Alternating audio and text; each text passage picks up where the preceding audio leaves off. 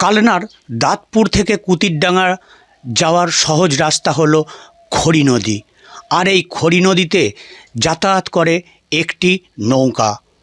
গত 15 দিন আগে সেই নৌকা বিকল হয়ে উল্টে যায়, প্রাণে বেঁচে যায় সকলেই, কোনো দুর্ঘটনা ঘটেনি।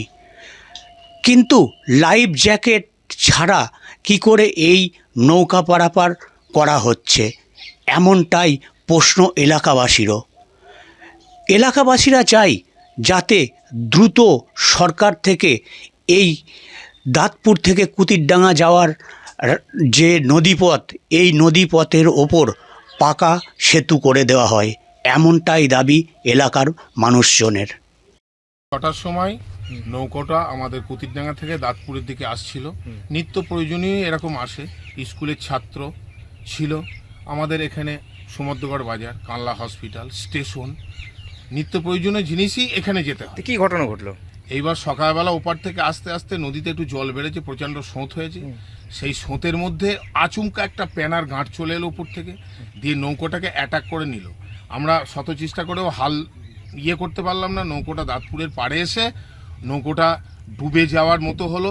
যে স্কুলের স্টুডেন্ট বা আরো অন্যান্য যারা ছিল। নৌকাতে কতজন ছিল? নৌকাতে 10-12 জন ছিল। আচ্ছা, কেউ কিছু ক্ষতি? না, কোনো ক্ষতি কিছু হয়নি। হ্যাঁ, তাহলে ক্ষতি কি হলো? ক্ষতি হলো দাঁতপুরের লোকজনকে আমি তারপরে বাবাগো মাগো করে ডাকলাম।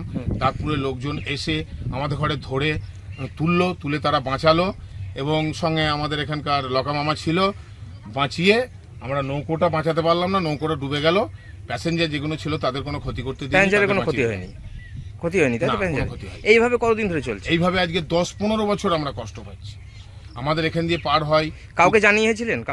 কাউকে জানানো এর আগে সব টুকটাক হয়েছিল। জানানো নিত্য প্রয়োজনীয়। কি চাইছেন এখন? আমরা চাইছি এখানে একটা ব্রিজের ব্যবস্থা করে দিই। আচ্ছা, এটা আমাদের এখান দিয়ে একটা ব্রিজের ব্যবস্থা করে দিই সরকারের কাছে, এটাই আমার আবেদন। এই নৌকা কিভাবে চলে? এই নৌকো আমাদের মাঝি আছে, দীর্ঘদিনের পুরনো মাঝি, তার বাপ ঠাকুরদাদা বিহার থেকে এসে, সূর্য মাঝি ছিল আমাদের আমল। কত লোক যাতায়াত করে এখানে? না হলেও প্রত্যেক দিন 1000-2000 লোক যাতায়াত করে। এই যারা যায় এরা কি করতে যায়? এরা এখানে ধরুন স্কুল যায়, প্রাইভেট যায়। এখানে পাওলা স্কুল, সমুদ্রগড় স্কুল, আচ্ছা, তারপরে কানলা হসপিটাল, সমুদ্রগড় বাজার, আমাদের এইটাই আসল মূলধন। আপনার নাম? আমার নাম সাগর বিশ্বাস। এইখানেই বাড়ি? আমার বাড়ি এইখানেই। আর এই ঘাটটার নাম কি? এই ঘাটটার নাম কুতিরডাঙ্গার ঘাট। কুতিরডাঙ্গা দাঁতপুর যৌথ ঘাট।